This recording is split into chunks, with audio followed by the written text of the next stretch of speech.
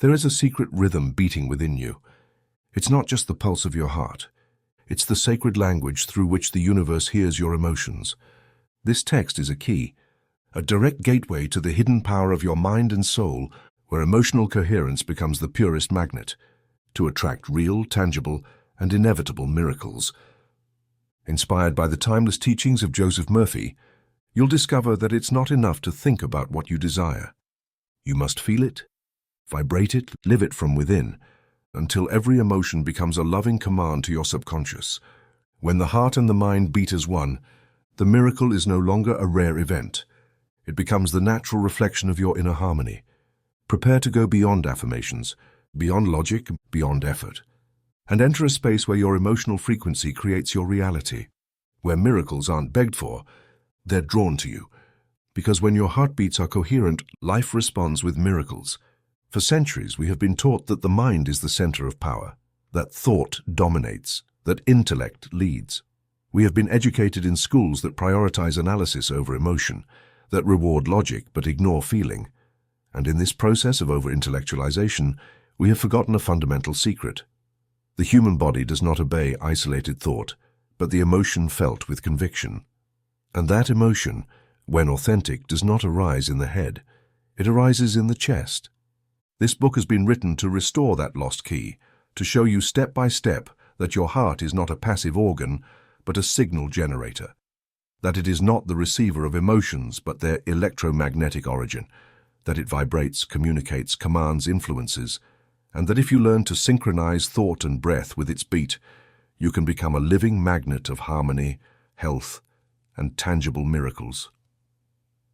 Science has already confirmed what ancient sages, mystics, and healers intuited through direct experience. The human heart possesses an electromagnetic field much more powerful than that of the brain. This field affects the physical environment, modifies brain activity, influences the immune and hormonal systems. But above all, and here is the practical revelation, this field responds to your conscious intention when it is expressed from a coherent emotional state. In other words, what you truly feel, not just what you say, is what gets recorded in your subconscious and projected into your experience. That is why so many affirmations do not work. That is why so much visualization fails. Because the mind says one thing, but the chest vibrates another. And the universe responds to the heartbeat, not the discourse, to the emotion, not to empty repetition. In these pages, you will not find magic recipes, vague theories, or hollow promises. You will find spiritual principles applied with physiological precision. You will find breathing exercises, rhythmic formulas, heart-mind synchronization techniques. You will find testimonies of real people who restored their health, their finances, and their inner peace by practicing these simple but powerful truths. You will find a clear path to retrain your emotional field and turn your whole body into a coherent antenna that attracts what corresponds to its vibration. My purpose in writing this book is not to impress your mind, but to activate your center. It is not to give you more information, but to return to you the inner compass you already possess. Because when you live from the chest, from that subtle intelligence that pulses beneath your hand every time you breathe, everything begins to align. This is not a book to read once, it is a manual to practice every day, because the heart does not seek understanding, it seeks repetition. And every coherent repetition, every felt affirmation, every rhythmic breath is a seed you plant in the invisible field that surrounds you. And what you plant with the heart, you harvest with life. So prepare yourself, not to theorize, but to transform. Not to understand more, but to vibrate differently. Because the miracle does not happen when you learn, but when you tune in. And that tuning begins right now in your chest. The heart that orders the universe based on the teachings of Joseph Murphy. We've noticed that over 80% of visitors to our channel are not subscribed. You can support this project by clicking the subscribe button and liking the video. Thank you for inspiring us to keep creating more and better content for you. Are you ready to transform your life? Chapter 1. The Creative Beat, Universal Law of Internal Rhythm. Your heart does not beat randomly. It beats with meaning, it beats with rhythm. It beats with a wisdom that precedes human thought. An intelligence inscribed in every cell even before your birth. The heartbeat, far from being a simple physiological pump, is the first audible manifestation of life in the embryo. It is also its final word before the silence of transition. This pulsation is not only biological, it is metaphysical, symbolic, creative. Each heartbeat, if properly recognized, is a miniature homage, a primordial syllable embodied in flesh and blood. Who knows how to listen to their heart knows how to hear the voice of God resonating in their inner temple. Science has taught us that the human heart beats about 100,000 times a day, but the spiritually awakened wise person knows it is not 100,000 mechanical movements, but 100,000 affirmations of existence, 100,000 opportunities to plant an intention, a purpose, a vision. And here emerges the key to New Thought. Everything repeated with rhythm is imprinted in the subconscious, and everything imprinted in the subconscious seeks to manifest. In my experience with thousands of people who came seeking that awakening, I discovered a pattern. Those who learned to harmonize their thought with their heartbeat managed to unlock a source of continuous miracles. This tuning between mind and heart is one of the most overlooked applications of the law of rhythm taught by Hermeticism. That law states everything flows and ebbs, everything has periods of advance and retreat, everything rises and falls, everything moves like a pendulum. The measure of its movement to the right is the same as to the left. And what order better embodies this principle than the heart? And this insight gives us an even clearer vision. Everything has its time, and everything desired under heaven has its hour. This is not mere poetry. It is a scientific and spiritual truth. There is a time to sow thoughts and a time to harvest realities. There is a time to exhale a prayer and a time for that prayer to return transformed into form, experience, or healing. But how is that time established? Through the internal rhythm. The human body possesses a natural metronome. William Harvey, the English physician who discovered blood circulation, intuited this truth when he described the heart as a rhythmic pump. But beyond the circulatory system, there is a spiritual message. If the heart endlessly repeats a frequency, you can use that repetition as a pathway to reprogram your subconscious. That is, you can make the heartbeat a spiritual hammer blow that fixes an affirmation deep within your being. I recall the case of a middle-aged woman who came to see me suffering from an arrhythmia that no cardiologist could resolve. Her anxiety, her fear of abandonment, and her inner dialogue of unworthiness had destabilized her body. I told her, "We don't need another medicine but another rhythm." I taught her to close her eyes and silently repeat, in time with her pulse, "I am loved, I am whole, I am peace." In less than 3 weeks, her pulse stabilized. It was not magic, it was law. The subconscious mind obeyed the cadence of the heart when it was imbued with a new truth. Here is a practical key. Place your index finger on the radial artery of your wrist. Feel the pulse and mentally pronounce an affirmation in time with each beat. For example, beat 1, I beat 2, am beat 3, healthy beat 4, whole. This simple exercise transforms the heartbeat into a mantra, and a mantra is a seed of form, a mold of energy that will manifest visibly. Jesus explained this symbolically when he told the parable of the sower. The sower is your conscious mind. The seed is the idea you choose to plant. The soil is your subconscious. But there is a hidden element not mentioned yet that determines everything: the rhythm of the sower. It is not the same to scatter seeds randomly as to sow following the rhythm of life. The human mind is convinced by repetition. The subconscious mind is convinced by rhythm. Emotion multiplies suggestion, but rhythm calibrates it. If you want consistent results, you need a steady beat. You cannot sow health one day and doubt the next. You cannot affirm prosperity in the morning and then think lack in the afternoon. You must establish rhythmic coherence between thought, word, and beat. A woman wrote to me from Caracas saying, "Dr. Murphy, I have been repeating your formula for 20 days. God is my inexhaustible source in the rhythm of my heart. Not a single day has passed without receiving a sign of unexpected abundance by chance, not causality. The cause is in the cadence. When the mind synchronizes with the heart, it becomes an instrument of God." So I ask you, reader, are you willing to transform your body into a drum of divine affirmation? Are you ready for your blood to sing the melody of your new life? Because that is what happens when you turn the heartbeat into prayer. And just as the heart has a rhythm, so does nature. Day and night, high and low tide, planting and harvest, all obey the same principle. That is why the wise man of Israel wrote, "To everything there is a season. Your success has its season. Your healing has its season." And that season can accelerate when you enter coherence with the rhythm of God. Therefore, I invite you to begin today, not tomorrow. Today, sit in silence. Listen to your heart not as an organ, but as an altar, a path, a metronome of the invisible. Place a phrase within it and allow that phrase to germinate with each pulse. Because the heartbeat is not just life, it is language. And if you learn to speak that language, you will speak the Creator's tongue. Your heart is a drum, your faith is the beat, your word is the song. Let the symphony begin. Chapter 2, Pleatic Breathing, the breath that orders the heart. All life begins with a breath, not with a word, not with a thought, but with an invisible breath, which is essentially the energy of the incarnated Spirit. The Bible, in its ancient wisdom, states this directly. Then the Lord God formed man of the dust of the ground, and breathed into his nostrils the breath of life, and man became a living soul. Genesis 2:7. This is not a biological statement, but a first-order metaphysical declaration.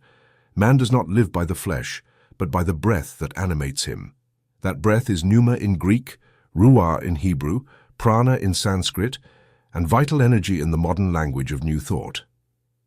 Whoever learns to breathe consciously governs their destiny, because breathing not only oxygenates the blood, it harmonizes emotions, orders brain rhythms, and re-establishes the connection between the outer self and the inner self.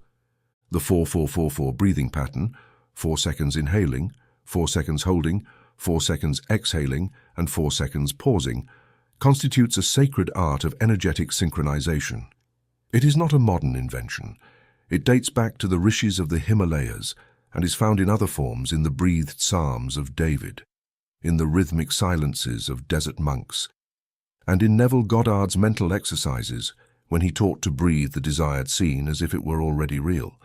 The reader who decides to practice this pneumatic breathing will soon discover an inner transformation that no medicine or positive thought alone can provoke. For the soul, that spark of infinity you carry within, responds not to the noise of the world but to the rhythm of breath.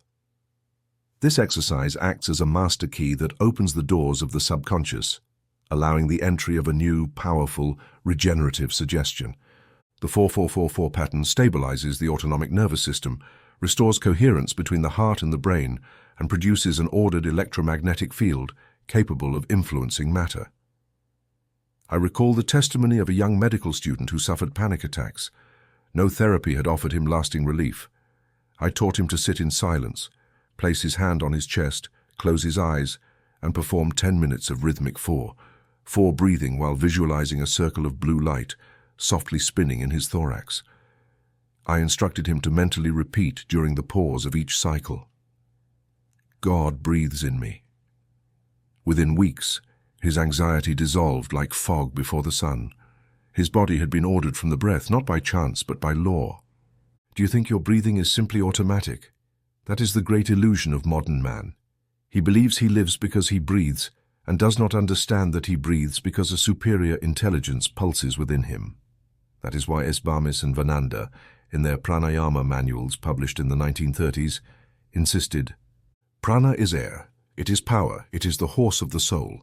Understanding this truth allows you to mount that horse and ride toward a conscious, centered, creative existence."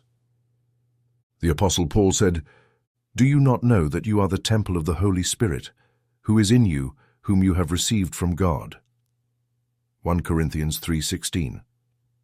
And how is that Spirit manifested if not through the breath that gives us life moment by moment? Each inhalation is an entrance of the Spirit. Each exhalation, a surrender of the soul to the universe. Each pause, a moment of closed silence where the subconscious opens to new instructions. Here is a practical formula you can apply starting today. Sit with your back straight, close your eyes, inhale through your nose counting to 4. Feel the air fill your lungs and raise your chest. Hold the air for 4 seconds. During this pause, visualize an affirmation of health, abundance, or peace written in golden letters in your heart. Exhale slowly for 4 seconds, letting any tension leave your body. Pause for 4 more seconds. Here mentally repeat the phrase, "I am in harmony with the rhythm of the Spirit."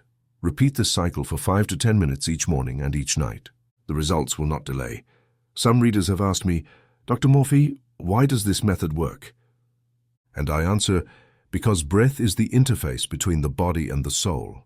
It is the only process you can consciously control that simultaneously regulates unconscious functions, such as heart rhythm, digestion, and hormone secretion. Therefore, by consciously modifying your breath, you send a signal to the subconscious that says, we are in order, we can heal, we can create. It's not magic, it's law. When you breathe with rhythm, you tell your body, I trust. You tell your subconscious, I am at peace. You tell the universe, I am ready to receive. And here is the truth many do not dare to say. Breath not only carries oxygen, it carries intention. When you breathe with an idea in your mind and a feeling in your chest, that idea charges with vital energy, magnetizes, becomes fertile, and your whole body becomes good soil, ready to bear fruit. Jesus said that the Spirit blows where it wills and you hear its sound, but you do not know where it comes from or where it goes. John 3:8. And I tell you today, make the breath your prayer, the rhythm your teacher, the breath your medicine.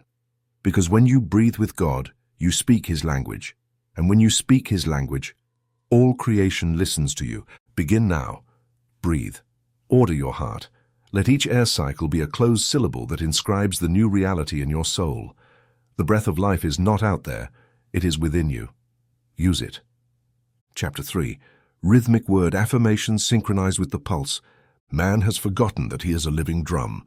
Every beat of his heart is a call. Every word he utters is a response. When the rhythm of the body and the rhythm of the word harmonize, a resonance occurs that penetrates the deepest layers of the subconscious, transforming every affirmation into a decree. And the decree, when repeated with conviction and rhythm, has no choice but to manifest. Émile Coué, that French pharmacist from the early 20th century, discovered this truth empirically, not in a temple nor a laboratory, but behind the counter, where he observed that affirmations spoken with irregular rhythm produced a more powerful suggestion than formulas pronounced at random. He not only taught affirmations, but taught how to repeat them with cadence, as if they were verses of an inner song. His classic formula, every day in every way I'm getting better and better, had no power by itself. Its effectiveness lay in how it was said, 20 times in the morning and 20 times at night at a steady rhythm, while the patient touched their pulse. It was the heartbeat that imprinted the affirmation deep within the soul. When readers write to me asking why their affirmations don't bear fruit, I always ask the same question. At what rhythm are you sowing? An affirmation without rhythm is like a seed thrown to the wind. But an affirmation spoken in time with the heartbeat is like a seed intentionally planted in fertile soil, watered by every pulse of blood. The subconscious does not respond so much to the literal meaning of words as to the rhythmic pattern in which they are delivered. Just as the sower draws straight furrows before depositing the seed, so must you align your mind and your heartbeat before speaking. This is the key. Do not say, I am prosperous, or while your heart beats erratically with anxiety. Stop. Listen to your pulse. Then let each word fit into that sacred drum that marks your vital rhythm. Here is a simple formula to begin. Place 2 fingers on your wrist to feel your pulse. Close your eyes and synchronize your breathing with the rhythm of your heart. Choose a clear and positive affirmation. Speak each word with each beat like a mantra divided into living syllables. For example, beat 1 I, beat 2 am, beat 3 proper osa, beat 4 now, or beat 1 God, beat 2 isn't, beat 3 my, beat 4 health. This method has a huge advantage. It requires no intense emotion, no elaborate visualization, no tense concentration. Simply feel the body and let the words settle into its rhythm. The subconscious mind, receiving the suggestion in this harmonious state, does not argue. It accepts it as truth, and by accepting it, seeks to manifest it. Do you have doubts? Consider this example. For years I received letters from a rural teacher in New Mexico who used this method with his students. Every morning before class he asked them to place their hand on their chest and repeat the rhythm of their pulse. I am alert, I am full of ideas. Today, I learn with joy. The results were so remarkable that the school district adopted the practice in other schools. The reason? An affirmation without rhythm is forgotten. An affirmation with rhythm is remembered. and what is remembered is repeated, and what is repeated materializes. I also recall a letter from a woman in Ontario who suffered from arthritis. She did not trust pharmacological treatments, but she did trust prayer. I recommended reciting Psalm 103. Bless the Lord, O my soul, and forget not all his benefits. He heals all your diseases. Following the beat of 60 heartbeats per minute, it became her nightly hymn. In 3 months, her pain disappeared, not because the psalm had power by itself, but because it became vibration incarnated in the rhythm of her body. There is something else you should know. The subconscious responds to what is given to it in physiological language. It is not a mystical entity floating in the void. It is your nervous system, your breathing, your pulse, your biology infused with message. And if you learn to write your decrees not on paper, but in the beats of your heart, you will see a transformation that defies all superficial logic. That is why I insist. It is not just about thinking positively, it is about pulsing positively. Make your body an instrument of affirmation. Make your pulse a sacred printer that inscribes on the soul's parchment the truth you want to live. Here are some formulas you can use. Choose one. Practice for a week. Evaluate the results. For health. Every cell vibrates with divine life. My body is a temple of the Holy Spirit. Health renews with every heartbeat. For prosperity, God is my inexhaustible source. I am a channel of unlimited abundance. Everything I touch prospers and blooms. For inner peace, the peace of God floods me now. I'm living harmony. All is well in my world, and do not underestimate the power of rhythmic repetition. It is the same principle used by prophets, Eastern sages, monks, and healers from remote villages. They all knew the entire universe responds to frequency patterns. And what is an affirmation in time with the heart, but a coherent wave sent into the quantum field? The rhythmic word is more than prayer. It is programming, cultivation, a sacred technique. Final affirmation of the chapter, starting today. Every word I speak in time with my heart becomes a decree, and every decree vibrates until fulfilled, because my word in rhythm with my heartbeat is law. Chapter 4. Magnetized imagination, visualization in cardiac coherence. To visualize is not to imagine, it is to feel as real what is not yet seen. It is to allow the desired scene not to float in the mind like a mental cloud, but to vibrate in the body as an already lived internal reality. And the key to achieving this is not the tension of the brow, but the softness of the chest. Because the true organ of effective imagination is not the brain, it is the heart. For centuries, mystical thought and empirical observation have converged in the same intuition. The heart is an electromagnetic amplifier of mental images. In other words, if you can see with your heart, you will see with power. If you can imagine from the chest, your imagination becomes a magnet, and everything magnetized manifests. I will explain this with scientific and spiritual clarity. The HeartMath Institute has demonstrated since the late 20th century what some sages already intuited in the 1940s. The heart generates an electromagnetic field about 5,000 times more powerful than that of the brain. This field extends around the body and responds directly to emotions sincerely felt. When a mental image is accompanied by a genuine feeling, love, gratitude, certainty, that field organizes and becomes an antenna of coherent attraction. What the heart feels as true, the universe tends to replicate visibly. C.A. Sparkhurst Kimby, a pioneer of the New Thought movement, recounted astonishing cases of healing where the simple act of visualizing health from the center of the being, what he called the chest, was enough to reverse chronic symptoms. He understood without any apparatus that mental images lack power if they are not emotionally charged. It is not enough to see a scene, you must feel it vibrate, and that vibration only happens when projected from the heart. This is the fundamental difference between common visualization and kinesthetic visualization. In the first, the subject merely mentally observes a scene. In the second, they let themselves be invaded by the physical sensation of already living that scene. This invasion, this expansion, begins in the center of the chest and radiates to every cell in the body. It is as if the soul emerges from the heart as organized energy, dressing every muscle, every gland, every nerve fiber with the desired image. Here, let us recall a mystical experience of Teresa of Avila, often cited for its somatic implications. She described her encounter with the divine as the piercing of a fiery dart through her heart that filled her with uncontrollable sweetness. This metaphor is not poetry, it is description. She felt, deep in her chest, a living, tangible presence transforming her entire perception. That sensation is the starting point for all powerful visualization. In my seminars, I have guided thousands to practice this visualization technique from the chest. The procedure is simple, yet profound. Sit or lie down comfortably, close your eyes. Place your right hand on the center of your chest.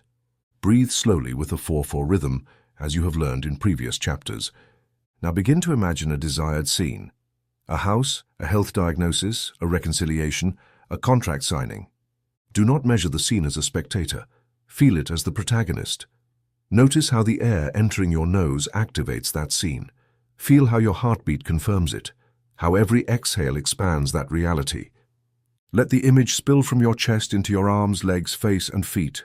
Let every cell say, "This is already happening." A man wrote me from Boston saying he had been unemployed for 8 months with no response to job applications. He began practicing this kinesthetic visualization every morning. He visualized, not in his head but in his chest, the feeling of shaking a new boss's hand, the warmth of his own office, the relief of looking at his bank account. In 10 days, he received an unexpected offer, not because he thought positively, but because he felt coherently. This principle is as exact as any physical law. If you introduce a mental image into the heart's field, that field loads with information, and matter responds to coherently charged fields. Just as iron aligns with a magnet, circumstances align with an emotion sustained in image. That is why the Psalms, those ancient poems full of rhythm and devotion, were recited with a specific intonation at 60 beats per minute. It was not mere liturgy, it was spiritual technology.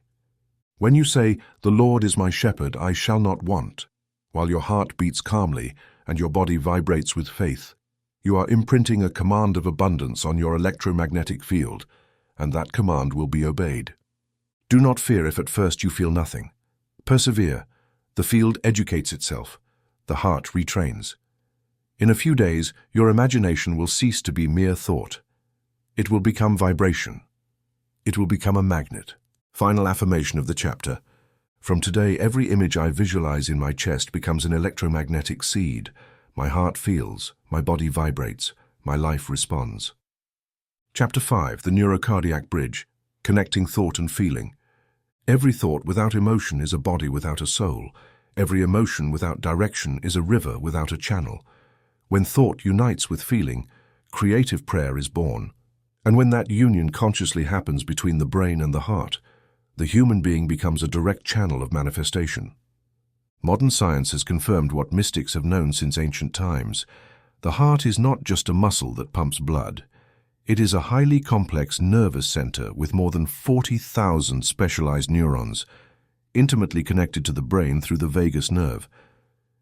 This structure, which William James and Walter Cannon were just beginning to understand in their studies on physiological emotion, constitutes the axis through which an emotion can modify not only your heart rate, but also your thinking, immunity, digestion, and overall state of well-being.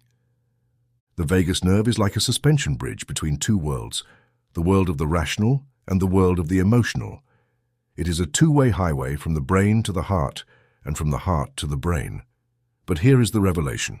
On this highway, traffic is heavier in one direction. Approximately 80% of the information travels from the heart to the brain, not the other way around. This means your thoughts are more conditioned by your heart's emotional state than by your abstract ideas.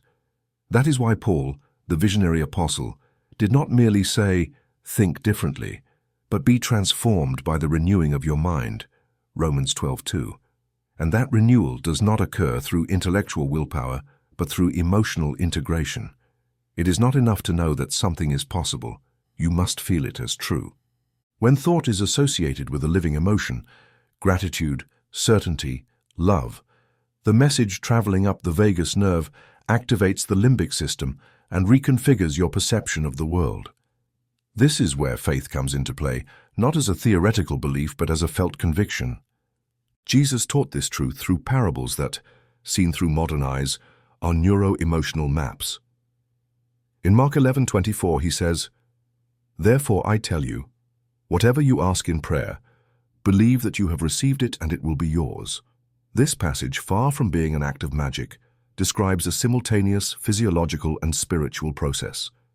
If your prayer contains thought and emotion fused together, it becomes an internal reality that precedes the external. It is the same principle studied today as psychophysiological coherence. I remember a man who came to see me with a deep desire to find work, but his body communicated despair. His words were correct. I am ready to work. But his heart, measured with basic biofeedback techniques, showed incoherence, anxiety, fragmentation. I asked him to stop praying with words. I asked him to place his hand on his chest, close his eyes, and feel what it would be like to walk into an office, greet a colleague, receive his first paycheck. His task was to feel that scene as if it were present. By the third week, he was hired. Emotion acts as a catalyst. Where there is emotion, there is a strong signal.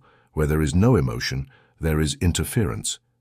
Brainwaves, when aligned with the heart's signal, produce a harmonic pattern that the subconscious interprets as truth. That is the moment when prayer shifts from a mere wish to becoming a creative conviction. Here is a simple technique to activate the neurocardiac bridge. Sit in silence. Place one hand over your heart. Breathe slowly for 3 minutes, focusing only on the heartbeat. Bring to mind a desired thought: health, abundance, reconciliation.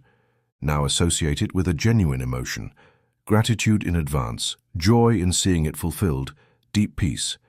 Maintain that emotion for 2 more minutes, breathing softly. This exercise reorganizes the neuroelectrical signals between the heart and brain. You don't need to understand the mechanism. You only need to apply it and observe the results.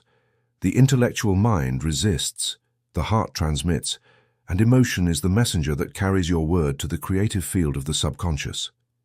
In multiple studies led by Walter Cannon and other physiologists in the first half of the 20th century, it was shown that intense emotions such as fear, anger, or euphoria cause immediate changes in body chemistry, cortisol levels, heart rate, blood pressure. And what is emotional prayer if not a deliberate choice of these states for good? Jesus often said, "Your faith has healed you."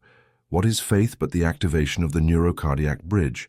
What is faith but thought plus emotion equaling embodied truth? You can activate that bridge right now. You don't need technology, only presence, intention, and practice. Your body is the temple, your heart is the altar. Your thought is the offering, and your emotion is the fire that consumes it and transforms it into a creative act. Final affirmation of the chapter. Every time I unite thought with emotion, my heart and brain synchronize, and when that happens, every prayer becomes certainty, and every certainty becomes reality. Chapter 6. Tuning into the infinite. Scientific prayer centered in the chest. It's not about how many times you pray, nor how eloquent your words are. It's about whether your heart prays with you. True prayer does not happen on the lips. It happens at the center of the being. It happens in the chest where thought becomes silence, and silence becomes a channel of direct communication with infinite intelligence. This is the prayer of one feeling, the most direct, immediate, and radical method to transform reality. Thomas Trobar, that English judge who understood mental laws better than many theologians, taught that the divine mind does not respond to noise but to alignment. Silence is not the absence of sound, it is the presence of a single direction. In other words, when you achieve a state where thought, emotion, heartbeat, and breath point to the same truth, you come into contact with the causal plane of existence, and what is declared from there is fulfilled. The prayer of one feeling is based on this principle. It is not a plea, nor a mechanical repetition, nor a complex visualization. It is a gesture, a phrase, and a surrender. The gesture placing the hand over the heart. The phrase silently declaring a truth already fulfilled. The surrender letting the pulse seal that truth in the soul. And here is the formula. 1. Sit quietly. Make sure no one will interrupt you. 2. Place your right hand over the center of your chest. 3. Close your eyes. Take 3 deep breaths. 4. Mentally declare with absolute simplicity an affirmation as if it were already reality. Thank you, God, because this situation is already resolved. I am healthy, whole, and at peace. I have already received the provision I need. 5. Do not repeat, do not rationalize. Simply listen to the beat beneath your hand. Each pulse is a seal. 6. Stay there without thinking for 3 minutes. Just feel. This technique has been used for decades in the Church of Divine Science with results that defied all conventional medical explanations.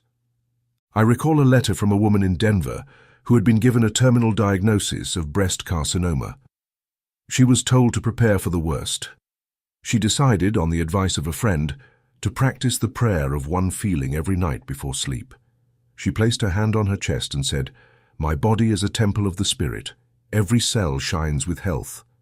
Then she remained silent, feeling her heart like a divine hammer, repeating that truth with every beat. 3 months later, her oncologist found no trace of the tumor. Silence prayed where the mind had failed. This prayer is scientific because it responds to laws. The law of coherence, the law of subconscious imprinting, the law of vibration. When physical gesture, declared thought, and emotional sensation align, they create a clear, coherent, powerful energy pattern that restructures the quantum field around you. Ralph Waldo Emerson said lucidly, In tune with the infinite, the man who tunes into the infinite no longer prays for things. He prays from the things. He lives in the consciousness of their fulfillment. This is the essential difference. Whoever prays from the chest does not ask. They recognize, not desire, surrender, not struggle, yield, not resist. And it is this undistracted, argument-free, noise-free surrender that allows the infinite to act without interference. Because God doesn't need to be convinced, only permitted. I have taught this prayer to sick leaders, single mothers, entrepreneurs, and teenagers. It always works, not because I invented it, but because it is inscribed in the very structure of the human being. The human chest is altar, seal, and channel. You need nothing more than your own hand, a clear truth, and a few minutes of radical sincerity. You can practice this prayer upon waking, before sleeping, or during a pause in your day. You don't need to say many things, only one, but it must be true, coming not from fear but from certainty. Not demanding but grateful. Here are some formulas that have proven fruitful. All that I need comes to me now effortlessly and in divine order. The Spirit guides me, sustains me, and provides for me. Every cell in my body vibrates with perfection. I lack nothing, I am whole, I am peace, and then silence, nothing more. Let your pulse imprint that phrase on your soul. Do not interrupt or analyze. The work is already done. Final affirmation of the chapter. My chest is an altar of certainty. My pulse is a divine seal, and I declare the truth. I feel it as real and let the infinite fulfill it in its perfect time. Chapter 7, Transmuting Pain. Coherence in times of crisis. Crisis does not destroy, it reveals. Pain does not punish, it awakens. But only those who learn to look from the heart can transmute fiction into wisdom, uncertainty into power, and fear into embodied faith. In times of chaos, the only reliable compass is not analysis, strategy, or discourse. It is the emotional coherence that springs from the chest. And among all the tools I have seen work when the world crumbles, one rises above all others: rhythmic gratitude.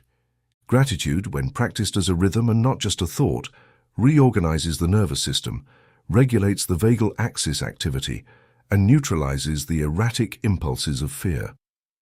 Emotional tachycardia, which many doctors have diagnosed as nervous or psychosomatic, is often the direct consequence of an incoherent pattern between what is thought, what is felt, and what is feared.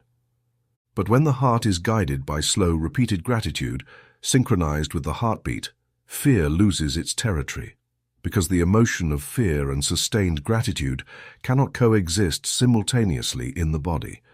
During the Great Depression of 1929, cases of nervous breakdowns, sudden insomnia, panic attacks, and arrhythmias without medical cause multiplied exponentially. But what is rarely told is that amid that darkness, healing methods emerged not from medicine but from the spirit. In correspondence with hundreds of accepted cases, I discovered that those who maintained an internal state of gratitude, not for what they saw, but for what they affirmed as future truth, achieved an emotional stability that defied logic. One of those men, unemployed and homeless, wrote to me from Ohio, "Every night I place my hand on my chest and quietly repeat, in rhythm with my heart, thank you for the peace that comes. Thank you for tomorrow's bread. Thank you for the dignity that returns, doctor. I don't know how to explain it, but something changes in me. I sleep on the street, but I am not afraid." 3 months later, he found a job and rented a room, not by charity, but by coherence. Psalm 91 is a vibratory shield, not a poem. It says, "You will not fear the terror of the night, nor the arrow that flies by day, nor the pestilence that walks in darkness." You will not fear not because there is no danger, but because your internal field has been strengthened by a higher rhythm. Gratitude spoken in time with the heart raises the frequency of your nervous system to the point that fear can no longer attach itself. This is as much an electromagnetic principle as it is spiritual.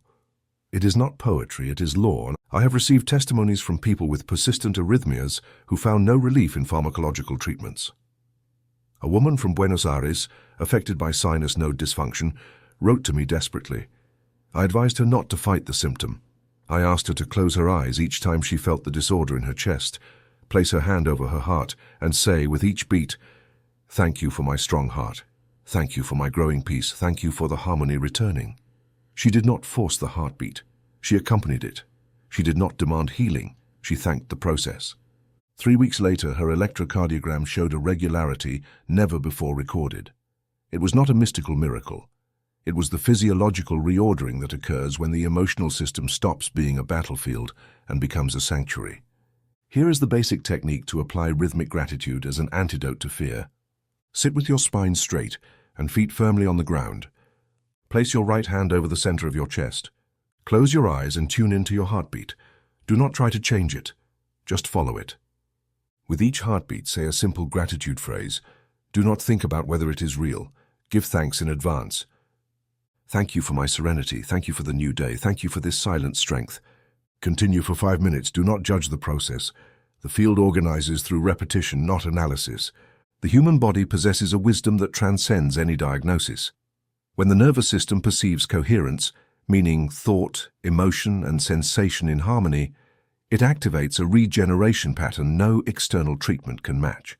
And repeated rhythmic gratitude is the simplest code to generate that coherence. Remember this: fear interrupts the vital flow. Gratitude restores it. Fear disconnects you from the present moment. Gratitude anchors you. Fear shrinks your electromagnetic field. Gratitude expands it. That is why, in times of crisis, do not ask what will happen, but what you can be grateful for right now. That is your true defense. That is your true shield. Final affirmation of the chapter. In every crisis, I choose gratitude. My heart gives thanks before understanding, and by giving thanks, it finds order, and by ordering, it heals. Chapter 8. Alchemical Prosperity, Magnetizing Material Abundance. Poverty is not the absence of money. It is a dissonance with the rhythm of wealth. True abundance does not begin in the bank, nor in the market, nor in the family inheritance. It begins in the chest. It is a state of inner coherence that emits a particular frequency, a specific vibration that acts as a magnet for what I call twin opportunities. Synchronized events, key people, unexpected contracts, fertile ideas that arrive when the field is prepared. And that field is prepared with directed emotion, sustained emotional coherence, with a feeling of wealth installed in the body, not just in the mind. For decades, I have taught that the universe responds not to effort, but to alignment. There are those who work 20 hours a day and live in crushing scarcity. There are others who, through a brief but powerful daily practice, manage to multiply their income without any apparent rational explanation. The difference is not luck. It is frequency. It is the emotional signal emitted by the human chest when it wakes in gratitude, aligns in certainty, and declares its intention as already fulfilled. The parable of the talents told by Jesus is a profound teaching about this law. The master gives each servant a certain amount, expecting them to multiply it. One hides it out of fear, the other two invest it and make it grow. The master does not punish the one who received less. He punishes the one who vibrated in fear, who disconnected their inner flow by distrusting provision. To the one who has, more will be given. To the one who does not have, even what they have will be taken away. This phrase has often been misunderstood as injustice, but it is pure mental law. Whoever feels they have attracts more. Whoever feels they do not have emits lack and repels even the little they have left. After the war, several American banks conducted studies on saving habits among the civilian population. The results were revealing. Those who earned more did not necessarily save more. The ones who saved and multiplied their capital were those who, regardless of their income, maintained an emotional expectation of growth. The bank did not measure their emotions, but I did through the letters I received. People who earned dollars per week wrote saying, Dr. Murthy, by repeating every morning that my income grows steadily and harmoniously, the pattern offered me a new position without asking for luck. No luck. Signal. That is why I teach you now a 10-minute morning ritual I have seen transform the finances of hundreds of readers. Morning Abundance Ritual. 10 minutes. Minute 1. 2. Coherent breathing. Sit silently. Spine straight. Place your hand over your heart. Breathe in rhythm. 4 in, 4 out. While breathing, mentally repeat, I am in order. I am at peace. I am open. Minute 3. Kinesthetic visualization. Imagine from your chest how you would feel if today you received a great financial opportunity. Don't think about how. Just feel the result, the smile, the relief, the joyful surprise. Let that feeling spread throughout your body. Minute 6-8. Rhythmic declaration. Connect your affirmation to your pulse, 1 word per heartbeat. Examples. Wealth flows to me now. God is my constant source of provision. My ideas are magnets of prosperity. Minutes 9-10. Anticipated gratitude. Give thanks as if you have already received. With a clear and sweet inner voice say, thank you for this prosperous day. Thank you for what arrives today. Thank you for the 2 opportunities that await me. This exercise aligns your nervous system, seals your intention in the energetic field of the heart, and projects into the environment a frequency that acts as a call. You don't need to control what happens outside. You only need to order what vibrates inside. A woman from Medellin wrote to me after practicing this ritual for 22 days. She had been fired from a multinational company and was living on unemployment benefits. She began declaring every morning, my abundance does not depend on companies. The entire universe is my employer. One day she received an offer to lead a foundation she had visualized in dreams. It was no coincidence. It was coherence. The alchemy of prosperity is not about turning lead into gold. It is about turning fear into gratitude, doubt into certainty, lack into felt presence. Gold is not outside.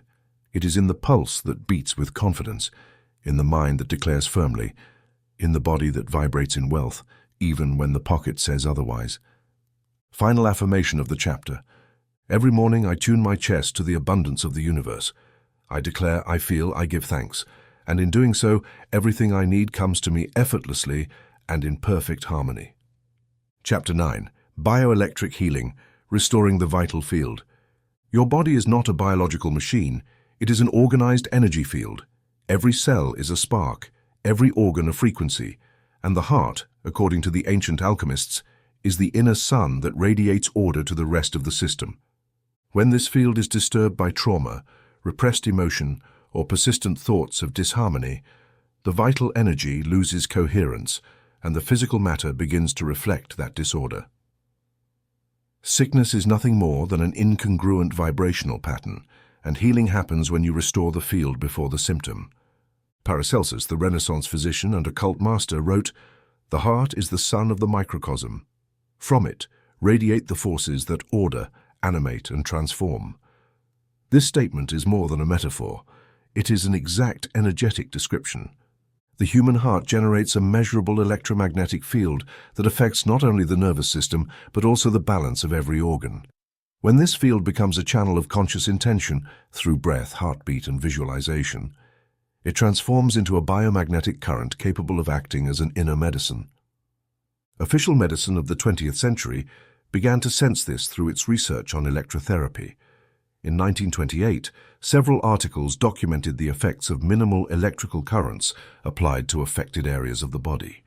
Healing accelerated, sensitivity was restored, inflammation reduced.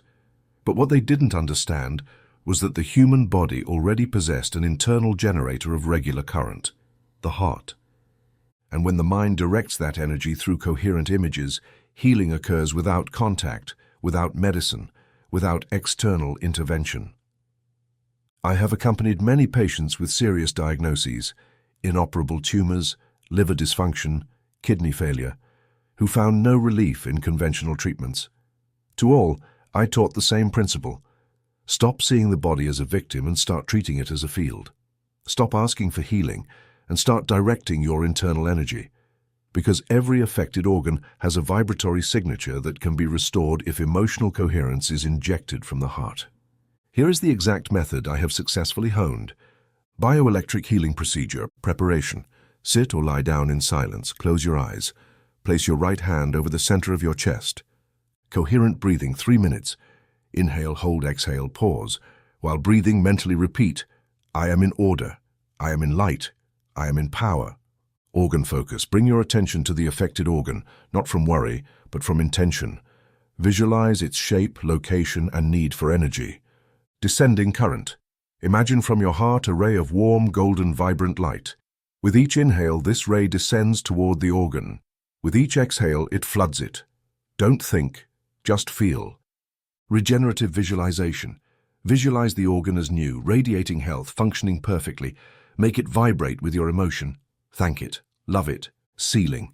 Finish with 3 rhythmic affirmations synced to your pulse. This organ lives in harmony. Divine energy flows through me and I am whole now. This process does not seek to replace medical treatments. It aims to restore the field so the physical body has the optimal environment to regenerate.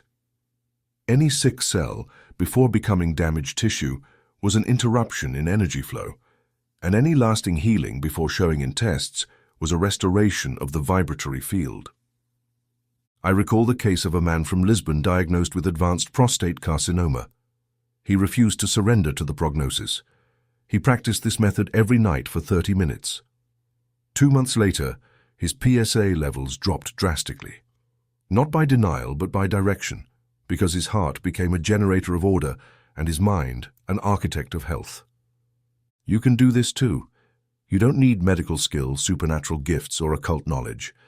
You need a clear image, a steady emotion, and the willingness to use your chest as a channel. Because the human heart, when vibrating with intention, can regenerate what seemed lost. Final affirmation of the chapter. My heart is an inner sun, and it radiates order, vibrates health, directs energy. Every cell in me responds to this current of light. I am whole. Chapter 10. Continuous liturgy. The daily ritual of emotional coherence. Knowing the law is not enough, you must live it. Practicing once is not enough, you must establish rhythm.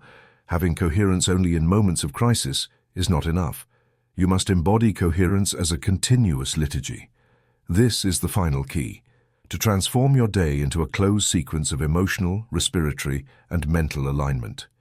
Like the monk who prays every hour to keep his soul centered, the modern person must learn to divide their day into acts of connection with the heart, if they want their life to be fruit, not fragments. Everything you have learned in this book, the creative heartbeat, pneumatic breathing, rhythmic word, visualization from the chest, the neurocardiac bridge, the prayer of a single feeling, gratitude in crisis, wealth magnetization, bioelectric healing, must now be integrated into a daily sequence, not as duty, but as rhythm, not as a burden, but as reunion. Just as the body needs food at regular intervals, so does the soul need vibrational nourishment to sustain its coherence. Here is the liturgy of emotional coherence, designed so that at 3 key moments of the day, morning, afternoon, and night, you can reorder your inner field and keep your body as a living antenna of universal harmony. Morning ritual, 10 minutes. Intention, ignite the day from the chest. Breathing and presence, 2 minutes sitting with the hand on the heart. 4-count breathing, feel your heartbeat. Declare yourself awake to the rhythm of God. Pulse affirmation, 2 minutes, this day is good. Everything cooperates for my good. I am in the right place at the perfect time. Purpose visualization, 3 minutes. Imagine the day unfolding in order. Visualize from the chest. Harmonious meetings, easy solutions, providential encounters. Anticipatory gratitude, 3 minutes. Thank you for today's bread. Thank you for my energy. Thank you for the unexpected that favors me. Afternoon ritual, 5 minutes, and intention, recalibrate the heart's frequency. Silence and regulation, 2 minutes, slow breathing, hand on the chest. Observe your state without judgment. Prayer of a single feeling, 3 minutes, I'm at peace. What I did well. Grace corrects my mistakes. Let the pulse seal this acceptance. Do not analyze your day. Be thankful for the hidden learning in every situation.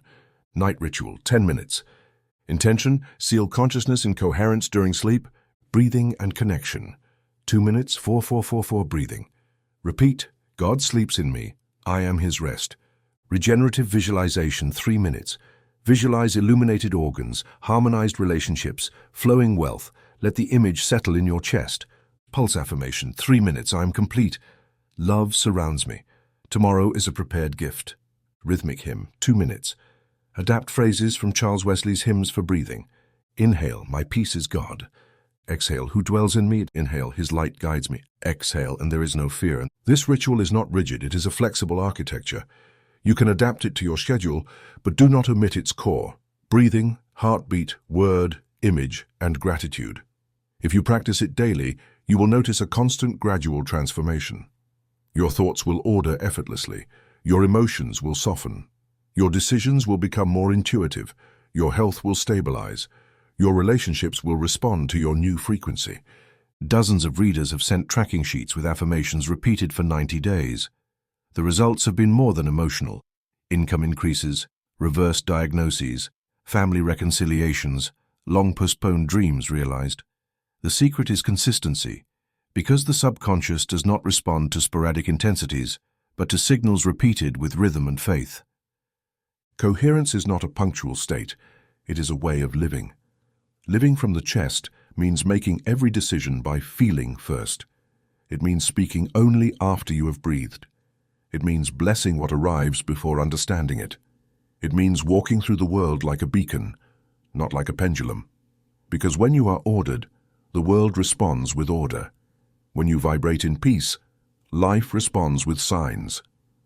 Final affirmation of the chapter and the book. From today I live from the chest. My heart leads, my mind follows, my body expresses. I am coherence in action. I am rhythm in God. I am one with the law that blesses. Epilogue. The rhythm of your life is already underway. You have reached the end of this book, but not the end of its power. What you have read is not content to accumulate, but a seed already sown. Each chapter has been a vibration deposited in the furrow of your subconscious, and that furrow, like any fertile field, cannot help but bear fruit when watered with repetition, practice, and silence. What you have discovered here are not new ideas, but ancient reminders, memories your soul already knew but your mind had forgotten. Because the heart, even in its most uncertain beat, still vibrates to the rhythm of the Logos, the original word, the principle that orders all visible and invisible things. You did not come into this world to adapt to its chaos. You came to remind it of its rhythm. You have learned that the heartbeat is not a physiological accident, but a continuous mantra. That breathing is a creative breath, not just an exchange of gases. That the word, when synchronized with the pulse, becomes a command. That visualization, when born from the chest, transforms possibility into presence.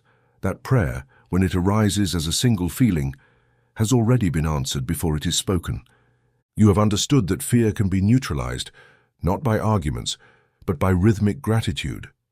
That wealth is not attracted by effort, but by internal coherence. That healing does not depend on external agents, but on a biomagnetic current you generate by living aligned. That your day should not be a sequence of mechanical activities, but a continuous liturgy of connection with the infinite. And above all, you have accepted, if only timidly, that your heart is a compass, an altar, a sun, that you do not need to chase answers because each beat already contains one, that the spirit is not far away, does not require complex rites, nor judges you like a judge, but pulses rhythmically with you, waiting for you to remember. You are not disconnected, you had simply stopped listening. Now you know how to return to the yes, how to breathe amid chaos, how to declare without begging, how to feel before asking, how to close your eyes and tune in with the source, knowing that this tuning does not depend on place or time, but on attention and faith. Therefore I leave you one last exhortation, which is not a farewell but a call. Live from the chest. In every conversation, consult your heart first. In every challenge, regulate your heartbeat first. In every prayer, feel before you speak. In every decision, breathe before you reason. Make your chest your center, your altar, your temple, and thus, without noticing, you will begin to live miracles without seeking them, without needing to explain them, and certainties without effort. Because the coherent body becomes a channel, and the heart aligned with the infinite can only attract what is already its own by law. May every heartbeat be a hymn to life. May every breath be a thanks to the Spirit. May every day be an embodied prayer.